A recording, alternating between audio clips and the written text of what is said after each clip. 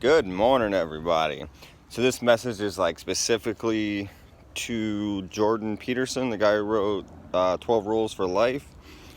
Man, I love the book. It's actually one of the only books I've been able to read consistently, like stay with it. Like I'm getting excited about reading more, only because I do have a lot of background in theology and studying religion and sociology, psychology. Like I went to prison for 6 years kind of with the mindset of figuring out why people go there and why they keep returning. And then since then I've traveled, helped out a few homeless people, talked to a lot of people, really just like, getting the experience of talking to people and figuring out their story. But there was one thing that I did not agree with, and maybe I haven't got farther than that, but it's like on page 170, you mentioned how Isaac was the one that was offered up for sacrifice. Well, being as you study Genesis, did you notice that it didn't make sense that Abraham's firstborn son wasn't Isaac, the one that was offered up for sacrifice, right? Because knowing anthropology and I'm pretty sure that's what that is, study of civilization.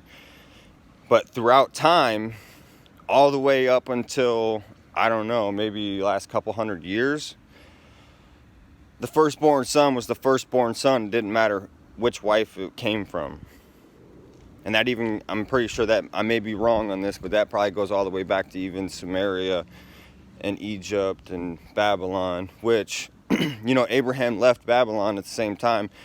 And this could go back into the Anunnaki theory. I'm going to throw you in on some stuff, but the Anunnaki theory to where, in the Quran, we learned that Abraham disavowed or disowned what his community was doing and went against his father and all the archetypes and the major figures of his town in Samaria. I'm pretty sure that's where he was at. And I don't know, this is just a theory. I don't have dates, I don't have all the access that professors and stuff have. But this would also correlate with the emerald tablets that are kind of famous. You didn't mention any of that in there either, but I think you're getting to it. But yeah, the emerald tablets were made around this time. So if Abraham's time frame correlates with Samaria and the Zoroastrians of them genetically modifying humans from apes, right? Because I don't have rhesus monkey factor in me.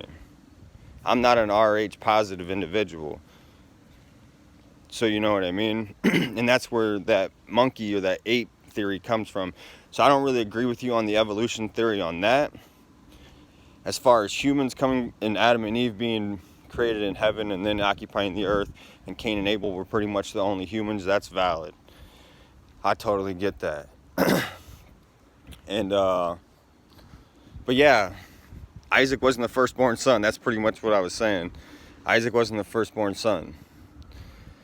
But yeah, get back to me if you can, man. I know this is kind of crazy. You probably get tons of reviews, and who am I, I know I'm mighty, but I just figured I'd bring that up, and maybe somebody's already brought it up to you. I don't know if anybody's brought up to the Zoroastrian theory or the Anunnaki, because they did find a tomb with a baboon kind of baby with a woman who wouldn't have been the first wife. She would have been the second queen or something of the king at the time, and she had just given birth.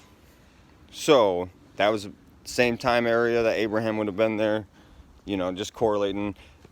Your book is pretty similar to the idea I've been having and the thing I've been putting together but I use Bible, Quran, Buddha, Tao is pretty similar to your concepts and theories.